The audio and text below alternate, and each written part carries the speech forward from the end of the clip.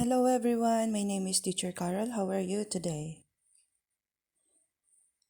Okay, I'm good. Please get your book, PW Inter, and please open your book on page 13. Please open your book on page 13.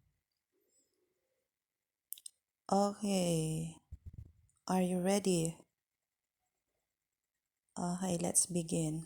So our topic for today is about grammar, if, okay, conditional past tense, okay? Conditional past tense.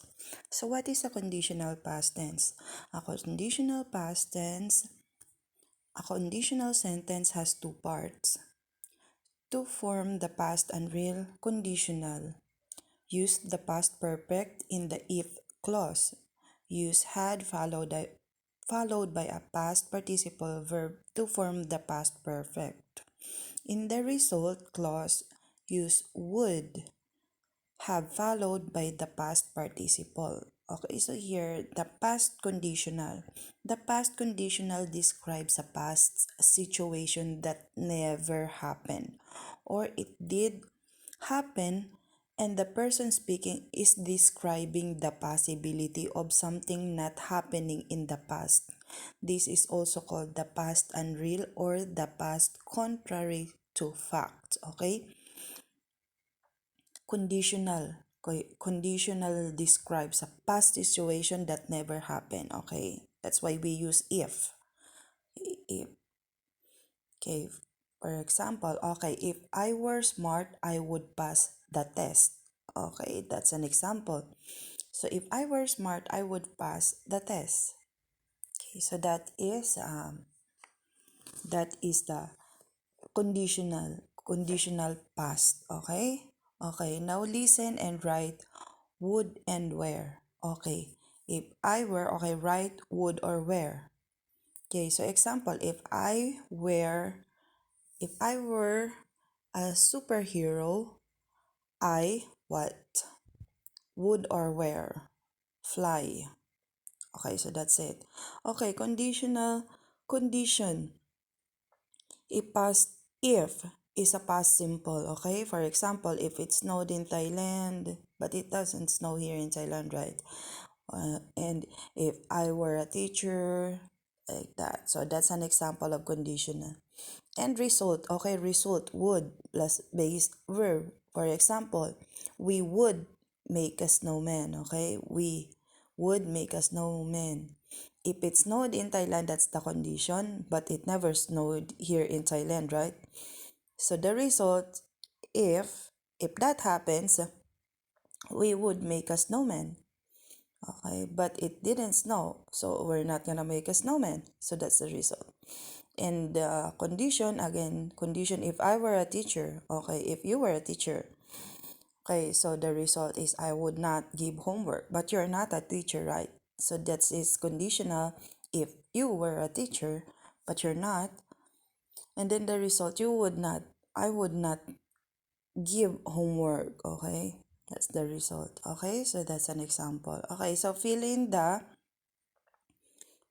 missing words. Number one, okay, so here, if, okay, write if or would. For example, here, if or would, or if he, if, if, would, or where, okay? If, would, and where, okay? Write if, would, and where, or where, okay? Okay, so for example, number one, if I were strong, I would lift cars. Okay, so that's an example number one. Okay, and the number two, blank, I won the race. I blank be very happy.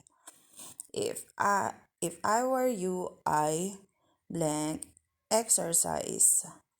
And number four, if he blank tall, he would play basketball. And the number five, if they blank Chinese, they would speak Chinese. Okay?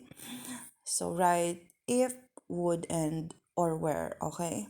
Okay, and the number three, write about yourself. Write about yourself. Okay, if I had a lot of money, okay, if for example, if you had a lot of money, or if I had a lot of money, I would travel around the world. Okay, so that's an example. Okay, so you can write your own about yourself. Okay, alike a die, you can write anything you like there. Okay, about yourself. Okay, for example, if I lived in China, okay, if I lived in China, I would what? If you lived in China, what would you do? If for me, for example, for me, if I lived in China, I would speak Chinese. Okay. And then number three, if I were strong, okay, I would. Okay, so what about you? If you were strong, what would you do? If I were strong, I would care. I would lift all the buildings. Okay, if I were strong. Or what about you? I would. Sorry, if I were strong, I would lift all the buildings. Or if I were strong, I would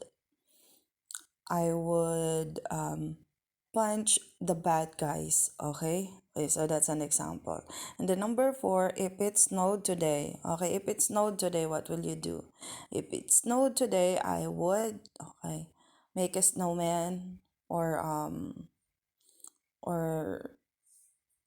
do a I would ice ski.